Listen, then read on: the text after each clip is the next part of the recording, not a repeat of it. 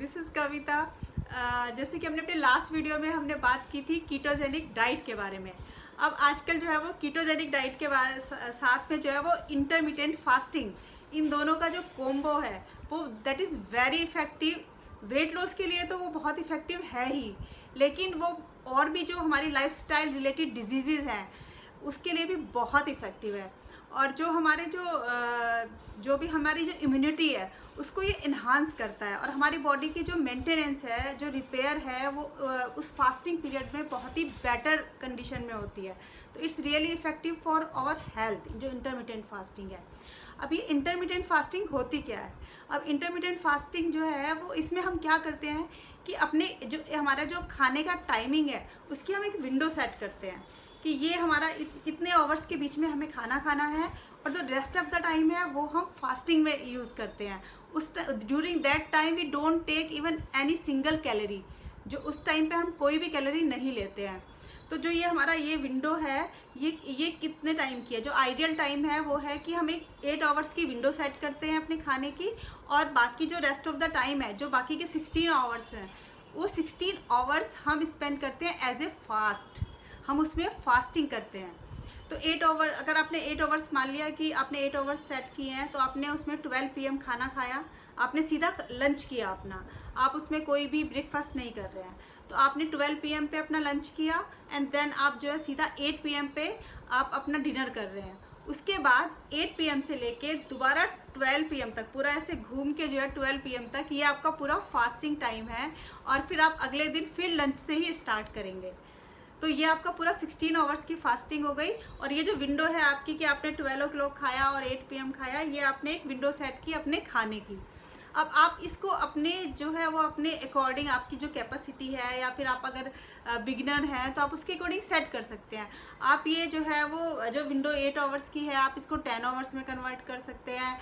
आपकी जो फास्टिंग का टाइम है, आप उसको पहले शुरू में आप उसको you can start with 14 hours, आप उसको 14 आवर्स या जो भी आपको सूटेबल हो, आप शुरू में जो है उसको 12 आवर्स या 14 आवर्स उस तरीके से सेट कर सकते हैं। मान लिया कि आपने उसको 10 आवर्स में सेट किया है अपनी विंडो को, तो आपने 10 o'clock पे आपने लंच किया, जो है आपने जो भी खाया, जो है वो आप इसमें अगर 2 मील्स रखते हैं तो दैट इज़ द बेस्ट। कि आपने सिर्फ 10 पे उस पर 10 AM पे आपने खाना खाया है, जो भी खाया आपने, एक हैवी मील ले लिया। उसके बाद जो है आप इवनिंग में 8 o'clock आप खा लीजिए। बीच में आपको थोड़ा बहुत खाना है तो आप खा सकते हैं। अगर आप इनिशियली आपसे नहीं हो पा रहा है तो आप 3 मील्स भी ले सकते हैं। तो आपने इस तरीके से आपने 10 AM से लेके और 8 PM तक अपनी विंडो सेट की। बाकी का जो टाइम है कि 8 PM से लेके नेक्स्ट 10 AM तक का जो टाइम है आपका, 8 PM से लेके नेक्स्ट 10 AM तक का जो टाइम है वो आपने फास्टिंग में, उस टाइम पे आपने फास्टिंग की। तो आप इस तरीके से, जब अगर आप बिगिनर हैं तो आप इस तरीके से अपनी विंडो को अपने अकॉर्डिंग सेट कर सकते हैं। बट जैसे कि मैंने बताया कि आइडियल 16 आवर्स की फास्टिंग और 8 आवर्स की विंडो। और उसके अलावा अगर आप और अच्छे से एनहांस करते हैं तो दैट इज़ बेस्ट कि आप अगर अपना फास्टिंग पीरियड और बढ़ाते हैं तो वो और अच्छा है आपकी इम्यूनिटी के लिए और आपकी बॉडी के सिस्टम के लिए, क्योंकि उसको रेस्ट मिलता है। और जब आपकी बॉडी को रेस्टिंग पीरियड में होती है तो वो अपनी एनर्जी को उसमें अपनी बॉडी के सेल्फ रिपेयरिंग में और मेंटेनेंस में यूज़ करती है। वो जो एनर्जी है वो, क्योंकि अगर हम सारे दिन खाते रहते हैं तो वो हमारी एनर्जी जो है वो डाइजेशन में बहुत ज़्यादा कंज्यूम होती है। तो बॉडी को it doesn't take time to repair itself और मेंटेन इटसेल्फ, उतना टाइम नहीं मिल पाता है। तो जब आप रेस्टिंग के स्टेज में होते हैं तो बॉडी को ज़्यादा से ज़्यादा एनर्जी जो है वो आप उसको अपने सेल्फ मेंटेनेंस में यूज़ करती है। तो आपकी बॉडी जो है ना वो heal in itself. It's a time to when your body is, जो आपकी बॉडी का जो इम्यून सिस्टम है वो दैट इज़ हीलिंग, इसको अंदर से हील कर रहा है, वो अपने आप को टाइम दे रहा है। तो आपकी इससे हेल्थ को इम्प्रूव होगी, और हेल्थ इम्प्रूव करता है आपकी जो लाइफस्टाइल रिलेटेड डिजीज़ है उनसे आपको सेव करता है। इवन जो कैंसर की जो सेल्स होती हैं वो भी जो फास्टिंग के टाइम पे वो वो सेल्स भी, जब वो उनको फूड नहीं मिलता है और वो ज़्यादा टाइम तक अगर भूखी रहती हैं तो जिनको हम स्टेम सेल्स भी बोलते हैं, जो बहुत अच्छी सेल्स होती हैं, वो बॉडी में डेवलप होती हैं। और जो डेड सेल्स होती हैं, जब उनको फूड नहीं मिलता है तो वो बॉडी से रिमूव हो जाती हैं।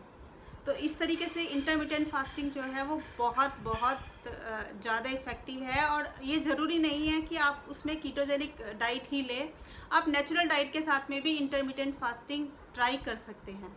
It's really effective. और ये सिर्फ आज अभी तो ये मतलब बहुत ज़्यादा ट्रेंड में है और वो है, लेकिन फास्टिंग हमारा बहुत पुराना सिस्टम है और हम इतने सालों से करते आए हैं। इंडिया में तो बहुत पॉपुलर है, हम इसको बहुत सारे अलग अलग रीजन से करते हैं, रिलीजियस पर्पस से भी करते आए हैं। तो इसका इसको आप किसी भी तरीके से करिए, बट ये मतलब एक अगर आप इसको एक पर्टिकुलर वे में करते हैं तो इट्स रियली इफ़ेक्टिव। और ये ज़रूरी नहीं है कि आप इसको हर दिन करें, आप वीक में 2 या 3 दिन भी इंटरमिटेंट फास्टिंग कर सकते हैं, बाकी टाइम पे आप अपना रेगुलर रूटीन फॉलो कर सकते हैं।